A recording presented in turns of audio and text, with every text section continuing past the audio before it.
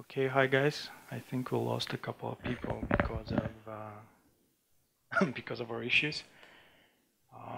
I'm gonna talk about HTTP2 mostly in examples. I'll show you how you can play with HTTP. So the slides are just there for reference, but mostly what we'll do is we're gonna show examples. We'll talk about what HTTP2 is, and we'll talk about how you can analyze, monitor, see what's going on, start an HTTP2 website, and our experience in terms of playing with HTTP2. So that's me. I come from Bulgaria. I'm part of the Java user group. That's the logo on the bottom. And my day job is penetration testing, Java development, and so on. This is something else I do. That's me, even though it's hard to believe. And what's the problem with HTTP1? The problem with HTTP1 is you have to open new connections. So if I have a page, so this is CNN. So opening CNN means opening 157 resources, and it's 2 megabytes. So now sites are very, very heavy. With HTTP1, we need to open a connection for every one of them. And opening a TCP connection is really expensive. Opening the connection is expensive. Then whatever happens in the connection is pretty cheap. And then closing the connection, again, some issues. With HTTP 1.1, we have Keep Alive. Keep Alive is easy to show. So I'm going to use Wireshark. I'll be careful with the full screen. So what I'll do is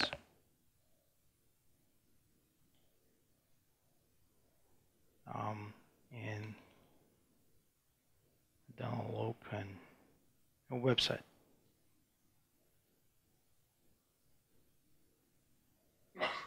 I'm sorry about that. I have to give it a second. I think everyone has seen this message today. Wow, this is taking my time. I don't know what it says. I don't understand, but there's a timeout. So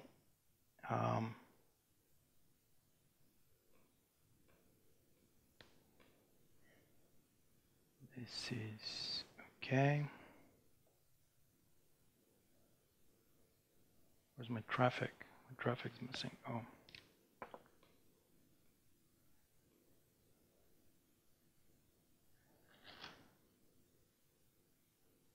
Still my traffic is missing.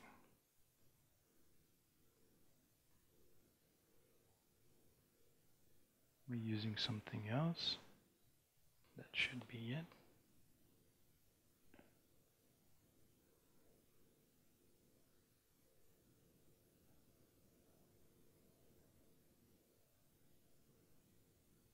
And my traffic is missing for some reason.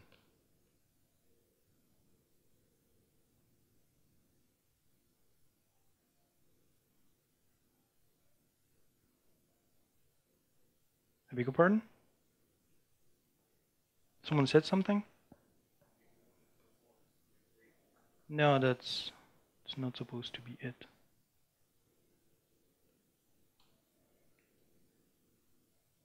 Yeah, not that.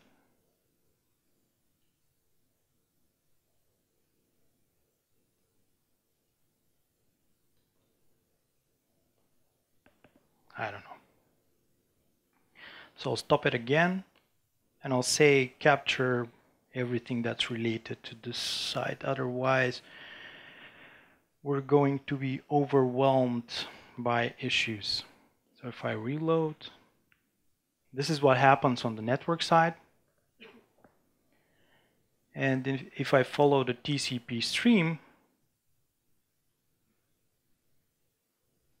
not a good example, but it works. So what happens is, in HTTP 1.1, we have the Keep Alive that says, is it easily visible?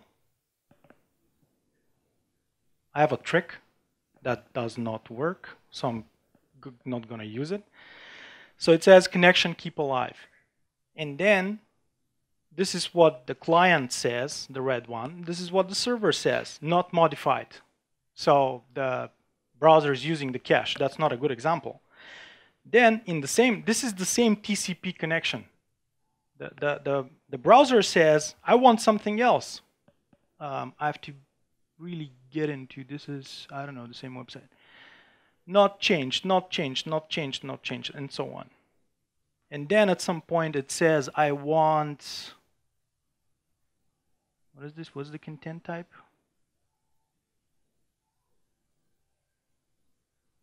This is a PNG file. So yeah, this ugly thing here is a PNG file. And then when the PNG file is over, after we have read 1800 bytes, the browser says, give me something else.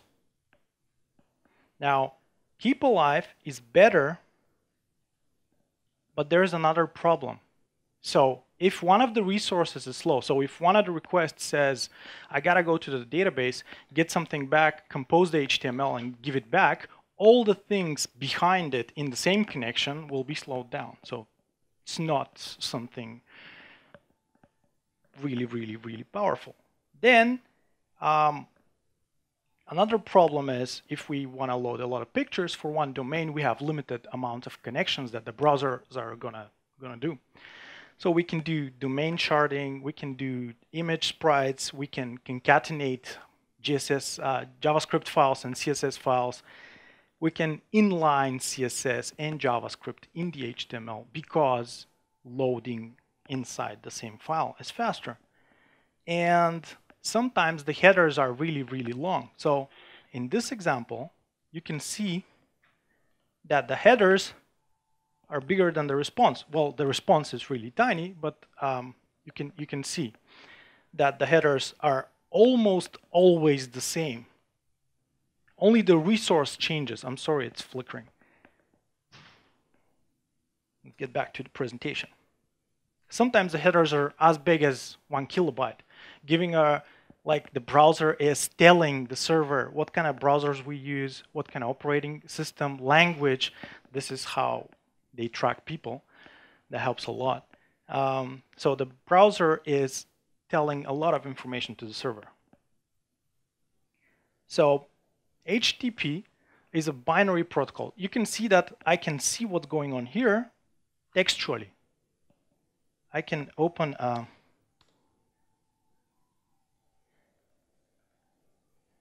telnet to port 80. And I can say get /HTTP/1.0. I click enter twice.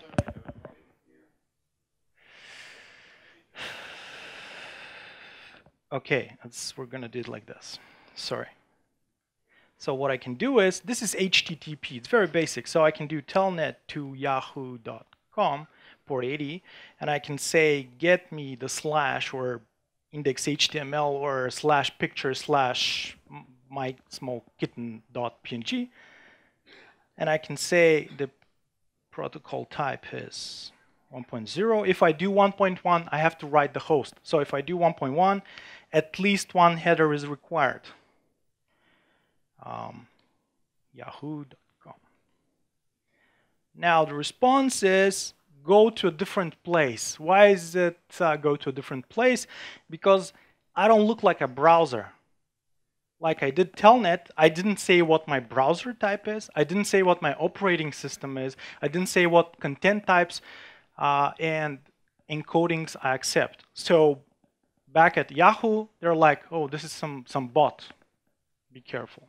So you can go to a browser, copy a lot of the headers, and then it's going to give you a different response. But because I don't look like an actual browser, because no browser is going to say only that, it's going to say a bunch of other things, they give me a redirect.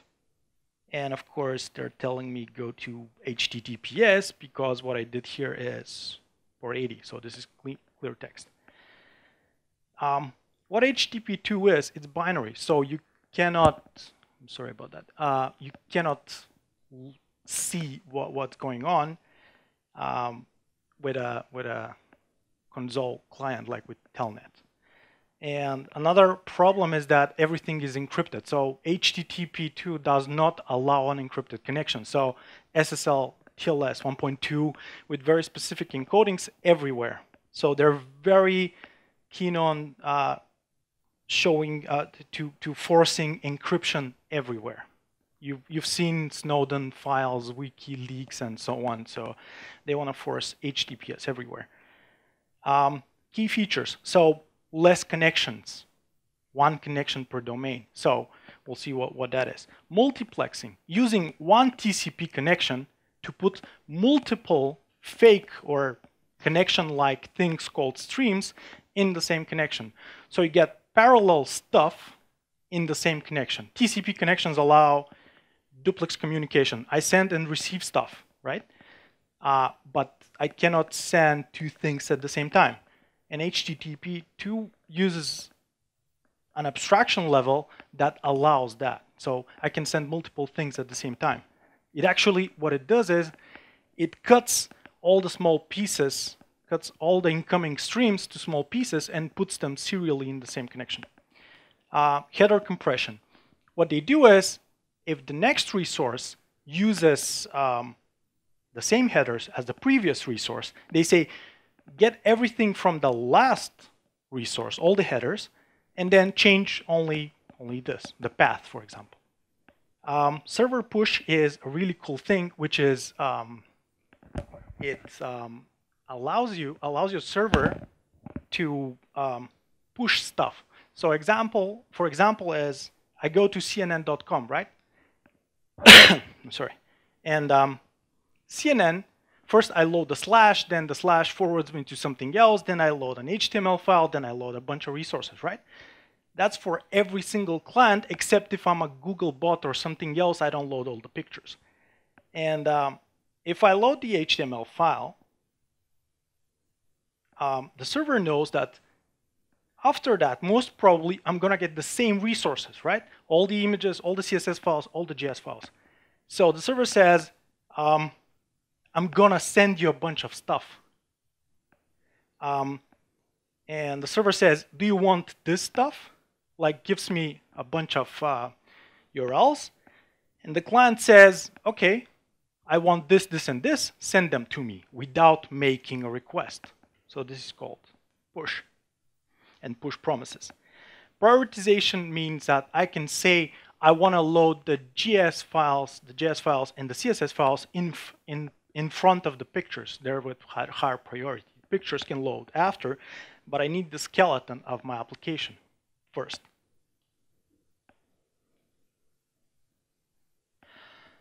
How did we get to HTTP2? So you've been using it since 2009, silently. So Gmail opened on a Chrome browser uses kind of HTTP2. It uses a protocol developed by Google called SPDY or Speedy. And HTTP 1.1 it was done by, it's done as a PhD thesis, right? The whole HTML is a PhD thesis. So a student says, I'm gonna do this hypertext blah blah blah, and then supplied it to CERN, and then it became a standard. And for 18 years we didn't get anything new. So people play with this year. Where's my mouse? Some say 1998 or 1999, but doesn't matter. So for 18 years we didn't get anything. And Google said, okay, we want to optimize. We've seen sites grow, so we need a new protocol. Like for IP, the same thing. We need a new thing. And it's currently being used by these guys. So most browsers now support HTTP2, and it's being used by these guys. One of the things about HTTP2 is this is one connection here. The server says, I want to push this thing, the blue thing, then I want to push this thing, and I want to push this thing. But I have one connection. What can I do? I cut small pieces from the first one, small pieces from the second one, small pieces from the third one, and push them to the client in the same connection. But if the green one is small, it's a kilobyte, and the blue one is, I don't know, half a megabyte because it's an image, we know that the green one is gonna go quickly because it's a kilobyte, and the other one is 500 kilobytes. So it's gonna cut a piece here that's, for example, 8 kilobytes, it's gonna push them, the blue one, then it's gonna take 8 kilobytes of the green one, but we don't have 8 kilobytes of the green one, so it's gonna push the whole thing. And very quickly, the green one, if the green one is a JS file, it's gonna go to the client, which is really good. The small blocks are called frames. So we have the headers frame, we have the data frame, we have the settings frame, so I'm gonna send some stuff to the client and back, the push frame, the push promise, and so on. So a request response in HTTP2 is the client sends a header, the headers frame, and the server brings back an acknowledge for the headers frame, and then one data frame. So request response is headers data in HTTP2. Analyzing HTTP2. Now, we've been having kind of HTTP2 since 2009, and you'll say, well, so there must be tools that work for HTTP2. And the first thing is, how do we know that a website is HTTP2 based? So if I do, can you see that? So that's an HTTP2 website. Do you know it's an HTTP2 website? Doesn't look like it. Doesn't say HTTP2://, right? What can we do? Well, we can use developer tools. So we'll come here. I don't want to zoom in, so I'm reload. I beg your pardon? And then we can switch this thing on. And you can see that it says speedy. And then it says H2. And then it says something else, and so on. So this is one example. Another thing you can see is, if I go up, there are sometimes in the request headers, there are different headers that start with semicolon and end in semicolon. These are meta headers, so they help with caching headers. So this is one thing you can do. Both things work. And another thing you can do is you can go here in Chrome. I have a shortcut. Of course, the shortcut gives me the wrong thing. And then I can see a connection. I need to reload. And this is what happens. I don't know how to zoom in. Is it more visible?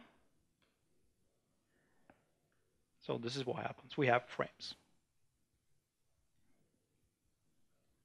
Another thing we can do is we can use browser plugins that are gonna tell us which one is HTTP2 and which one is speedy. So I already have the plugin. It's called HTTP2 and speedy indicator. And there's an icon here that says this is HTTP2 enabled. I really am scared to zoom in. If I go to Wikipedia, it's a green arrow that says speedy 3.1. So speedy is the same thing before it got standardized. So what Google was using internally and silently. So if you use Chrome and you use a Google service, for example, Gmail. So if you open Gmail from Chrome, you would have been using this for 6 years already. And Wikipedia, for some reason, I don't know what the reason is using speedy. So it's the other protocol, the old version. Facebook used a version.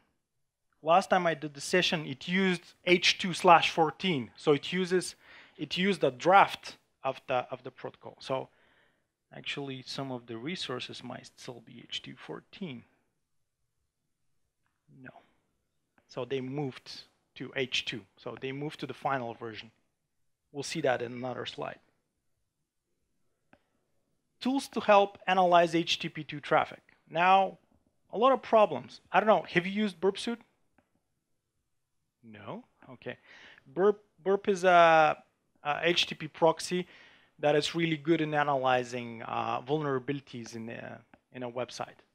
And they do not support HTTP2. They're not going to support it for some time soon. ZAP is another proxy by OWASP.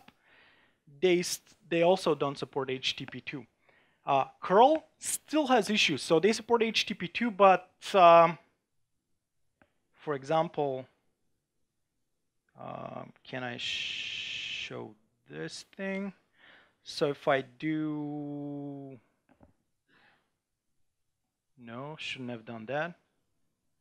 Sorry, I'll close it, I'm sorry. So if it goes outside of the screen, there's a problem. So you have to build it yourself. Building curl, not easy.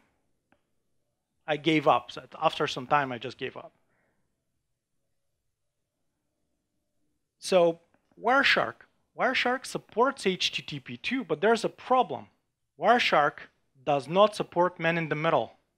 In terms of, for example, burp and zap, if you open an HTTPS connection, what they do is they change the security certificate, they change the SSL communication, they do a man-in-the-middle attack, they change the communication between the browser, the proxy and the server, and they change the certificate so they can sniff plain text. Now, they don't support HTTP2, and Wireshark doesn't support man-in-the-middle attacks. Wireshark works if you give them the private key of the server. Now that's a problem. I don't have the private key to Google. I don't have the private key to Gmail. If I had, that would be a big problem for Google and Gmail.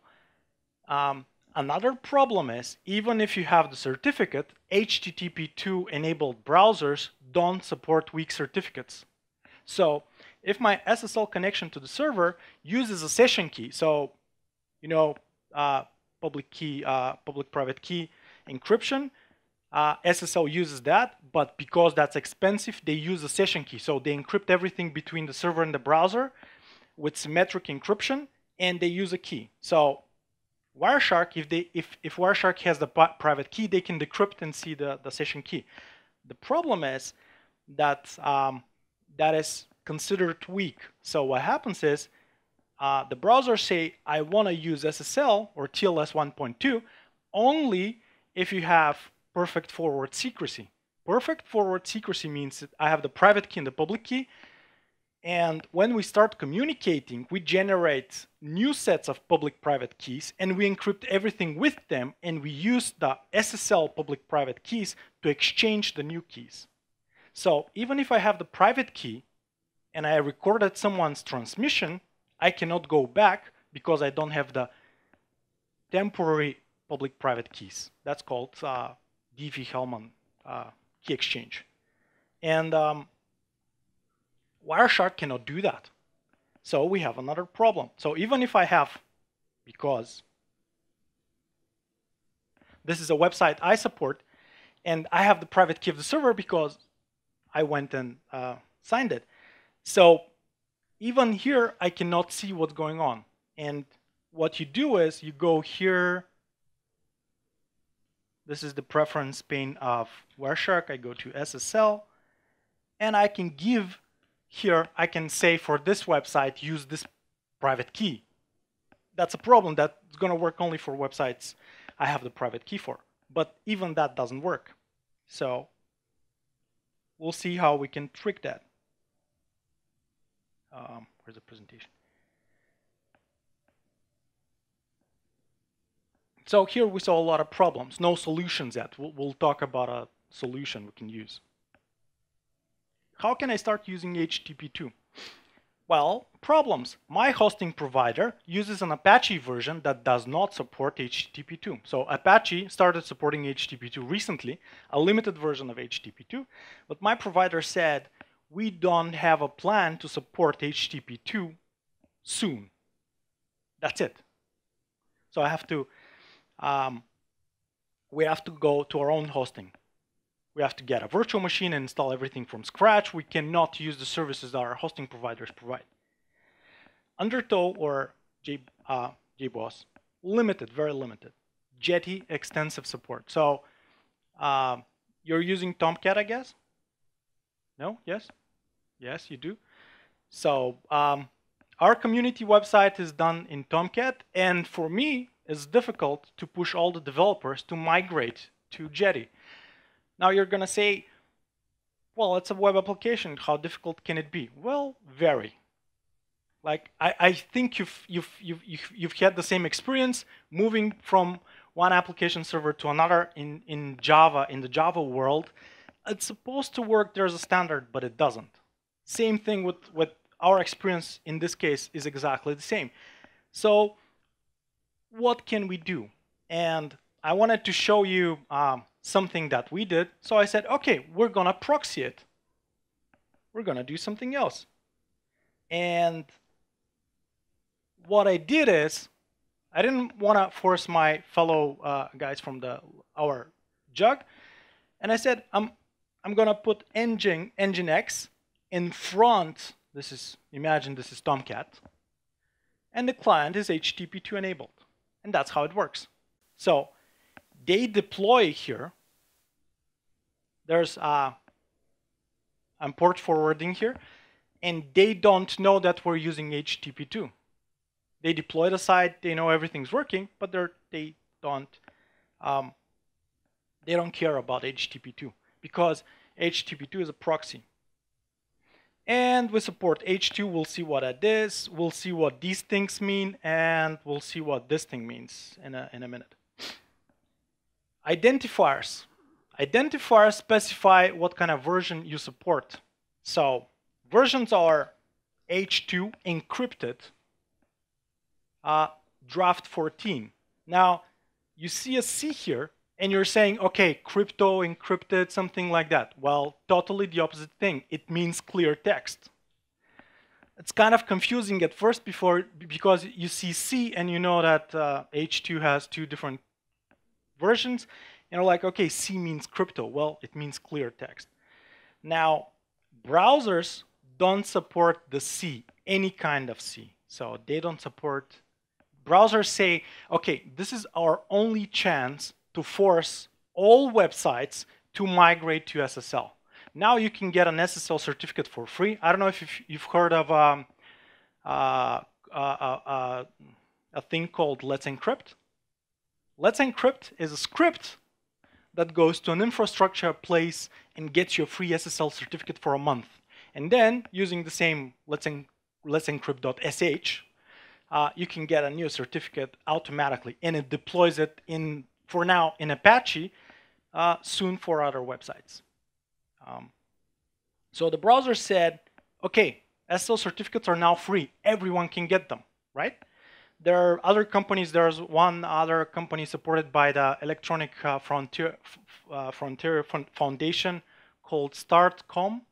I think they provide the old school SSL certificates for free.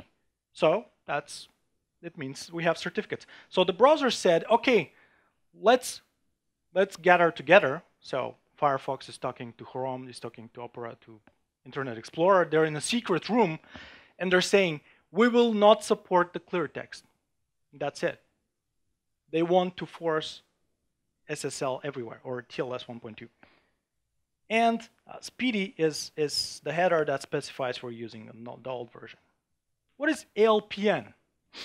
ALPN is an extension to TLS that says, so I'm establishing an SSL connection. On top of it, I have a plain, well, it's not a new TCP connection, but the client and the server are seeing it in clear text, and they're saying, after we establish the connection, we want to tell the guys on top of us to use this specification. So what happens is we're using this thing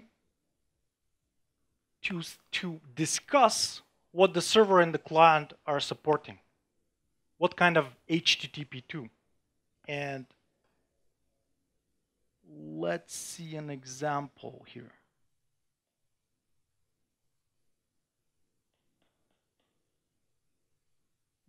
Okay.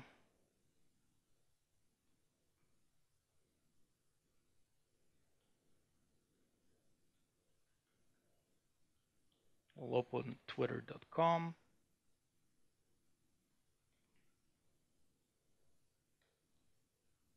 Let's see what happens.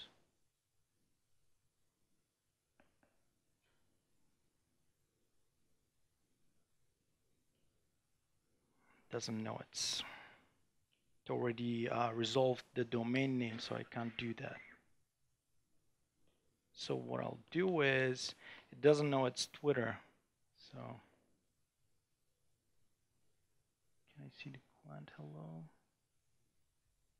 No, I have to close it.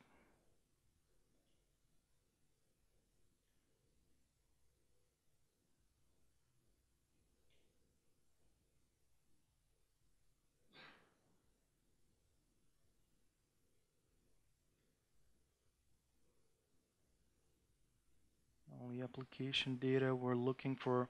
Yeah, that's what we're looking. So when we start a connection, we can see that in here, in the secure sockets layer, TLS 1.0, that's not expected, we have the application layer negotiation. And in here, it says that the client, because the client says client hello, supports HTTP 1.1, it supports Speedy 3.1, and it supports H2-14, which means draft 14, not the final version, and the final version, H2. And the server probably says, okay, we're going to use H2. So the server hello says, we're going to use H2, and they negotiate. After that, they don't need to communicate anymore. They're using the SSL establishing of the connection as a mechanism to define what they're gonna talk about next. So that's what happens. So this is ALPN as an extension to SSL. Now, bad ciphers. We have an example. What happens if you use a cipher that's not okay? Another thing I didn't show you is that the client says, where are the ciphers? So the client says, I support these ciphers.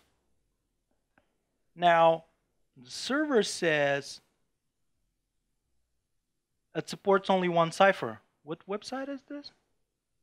I don't know, Google APIs. So they support only one cipher.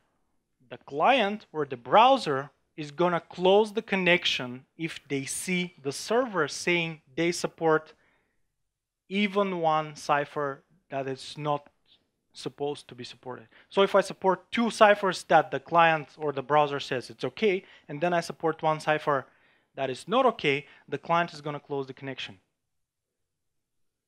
So if I open this thing with this, like on another port, it's going to say inadequate transport security. So the browsers are using this migration to HTTP2 to force ciphers that are not weak, because SSL by itself is it's not strong. It's as strong as the parts, the pluggable parts inside it are strong. So there are a lot of attacks on SSL. So if we don't support, if we support even one bad cipher, and there's a list of bad ciphers over here. So if you support even one of these guys, the browser is going to tell you something bad. Now, Firefox, I'm not going to show that, but Firefox doesn't give you even an error. It just deletes the URL. So if I try to open it, it just deletes the URL. Okay, let's see, it's fun. So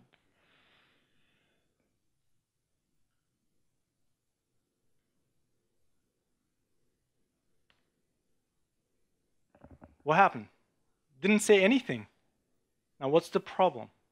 Well, Firefox went, checked, said no, and then deleted the URL. And now, well, is that good design? I'd say no. Like, where's the error message? Not that, like, is this thing meaningful when it says inadequate transport security? Yeah, it's kind of meaningful because I can go and Google it and then I'll get something more meaningful. I have to close Firefox for a reason. We'll see what the reason is next. And that's a problem. So what I did in our cases, I just got one good cipher and I used only one cipher because by default Nginx has weak ciphers or bad ciphers and good ciphers. So you have to delete them manually and it's cumbersome, and I just deleted all of them and I left one good. That's it. Cipher suits, yeah, we just saw that. You can see them in here. H2C. So we started a version of our website over here. So the screenshot is for Firefox, which means that here's something. Okay, it downloads something.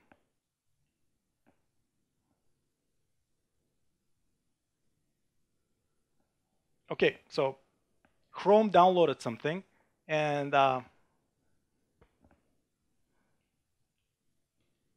did I do full screen? I'm sorry. I'm really sorry. And Firefox is giving me this. Even though Firefox can speak HTTP2 and it can speak clear text clearly, it's giving me crap because they want to force me as a provider of a service online to use HTTP2 with SSL. So they say, that's not gonna fly with us. So debugging HTTP2 just got more difficult. We have an H2 client, which is part of Jetty. So Jetty provides, before we go to Jetty, HTTP2 implementations. So you can come here. So I can do Apache. They support H2 and H2C. They don't support the drafts. They don't support Speedy. They support LPN. This is the extension for SSL. They support upgrade. We'll see what that is a bit later. And they support direct. So let's see Nginx. They don't support the upgrade, which kind of sucks. They don't support, they have a limited version of, they don't support the push, for example. They don't push anything. And they support H2, H2C. They support LPN, NPN, and direct. NPN is going to be dropped soon. Anyway. So let's see an example. Can I?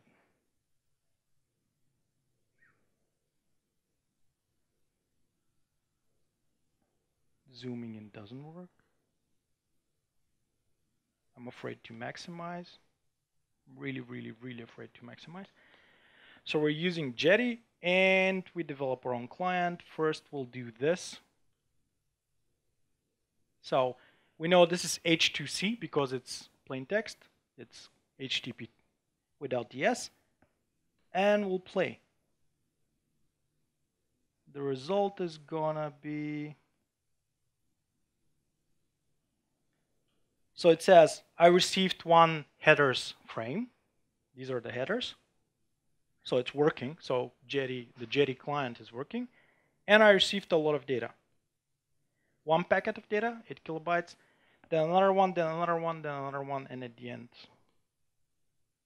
weird enough, data with 0 bytes in it.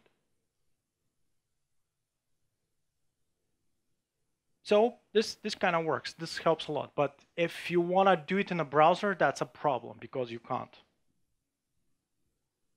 HTTP2 and Wireshark. So we saw that we cannot use, even if we have the private key, it doesn't work. We cannot do it in plain text. The HTTP proxies don't support HTTP2. So what can we do? Is there an option? So there is one option. I'll go back to the option a bit later, I guess. Probably, I don't remember my slides. So before we get to the final solution of the problem is, do we do direct or upgrade? Direct means the client somehow magically knows that the server supports HTTP2. Well, that's kind of if you don't use ALPN, that's a problem, because how do you know that? Like, how? It's not the client is not supposed to know that. But there's an option for that. If the client is absolutely sure that the server supports HTTP2, it can start by doing HTTP2 directly. The upgrade option is, there's a connection already. There's HTTP 1.1. So the client requests something using HTTP 1.1, and the server says, I can upgrade to H2C, which is a weird server because it's C. And it starts using HTTP2 in the same connection. So it's an optimization.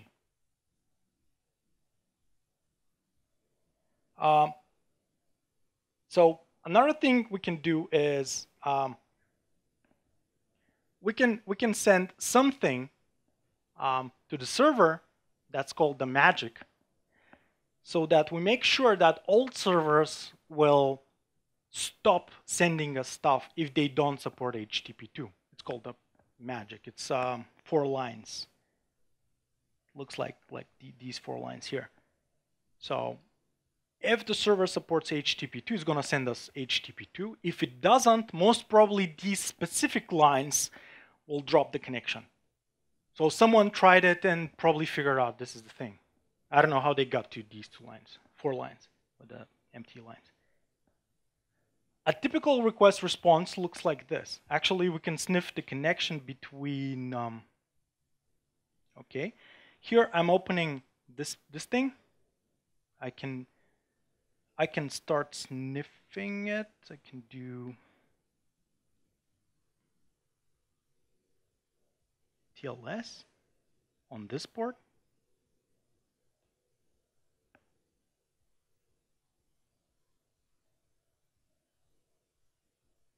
Is it? Keep in mind that Wireshark for OS X sucks big time. It crashes a lot. So if I start my client again, we should see some stuff.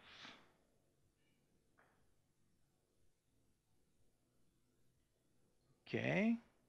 And we'll decode it and try to finally see HTTP2. And we can finally see HTTP2 frames. And I can finally say HTTP2. And I can see the magic, settings. So this takes a lot of work to get to this point. This is the magical point. You succeeded. This takes some time. And we succeeded for a clear text connection. So we don't have a browser. We have a clear text connection, and the client is IntelliJ, or my application using Jetty. And we can see the magic. The magic bytes are here. You can see the bytes. Then we have settings. Acknowledge false. These are the settings. Then I have my client is calling the website. I want the headers. These are the headers. So I have some headers here. I don't know if it's clearly visible. Then the server says acknowledge, still false, some settings, then window update, then more settings, acknowledge true. This means I got the settings from the client. Then more settings, we don't care. Some headers from the server again. And some data. So what is the data? Data is weird. We're going to do copy as printable text. We're going to open a text editor. And what we see is a piece of HTML. So this data packet gets a piece of the HTML. So in this particular data packet, actually all of these data packets are, I cannot select them, all of them are part of the same HTML page, but they're split using the window size.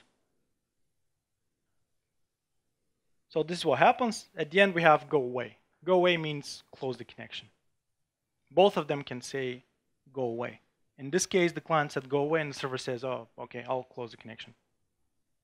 Which is a really cool name for a frame. Decrypting the data, this is what we saw just recently. Starting Jetty, I'm not going to show that because, again, the client is, it has to be clear text in order for you to sniff it. Another really cool thing you can do is tell the browser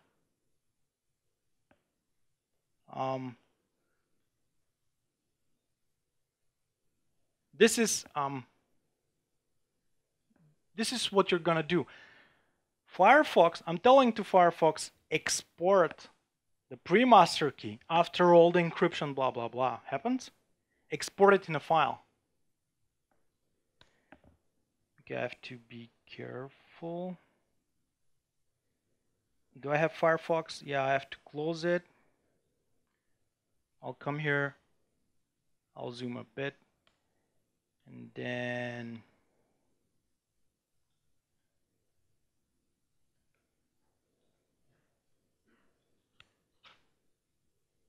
and if I start Firefox, we'll see if this file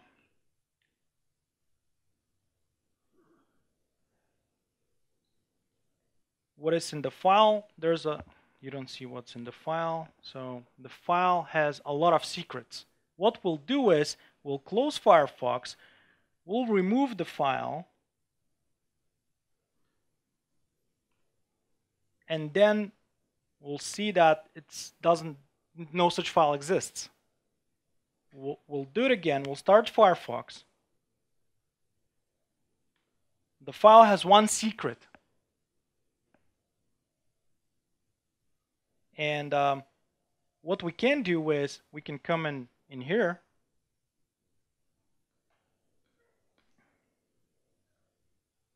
I think I'm really late, even though it says I have 2 minutes.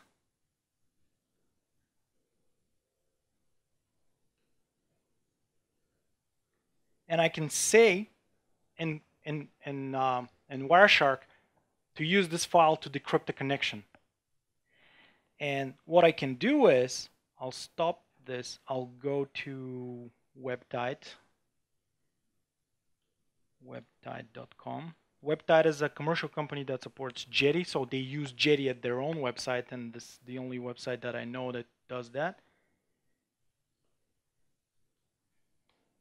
And what happens is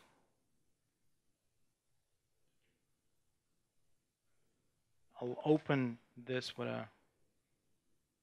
Firefox.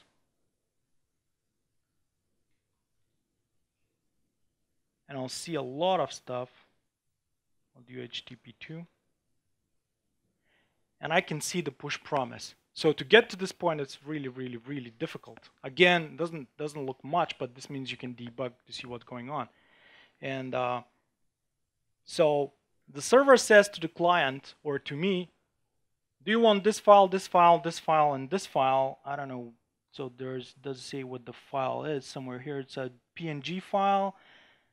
This is something else, another PNG file, and so on. And then the client says, give me this and that with this priority. So the client says, so this is the actual HTTP2. Jetty, what it does is, does this magically. So the developer doesn't have to do anything. The server will push the right resources based on usage. So the developer doesn't have to say, my index.html needs this CSS file and this JS file, because the server will manage this using its own intelligence. And this is NSS. Is it so this is the final thing, and we're done. So which one's faster?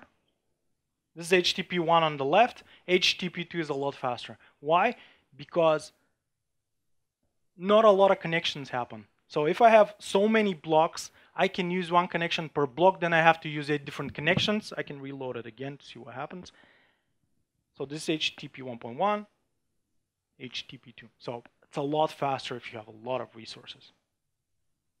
For us, it meant that our developers or people that develop the website, they don't know we use HTTP2, or they know because I told them, but they don't do anything specific for HTTP2. I just put a web proxy in front of our server. And for us, it means less connections. It means faster resource loading. It means caching. It doesn't mean push. Our Nginx does not support push yet. You have to pay for Nginx Plus, which we will not do. And that's it. I'm sorry I got you delayed, and I'm sorry for the issues. Thank you.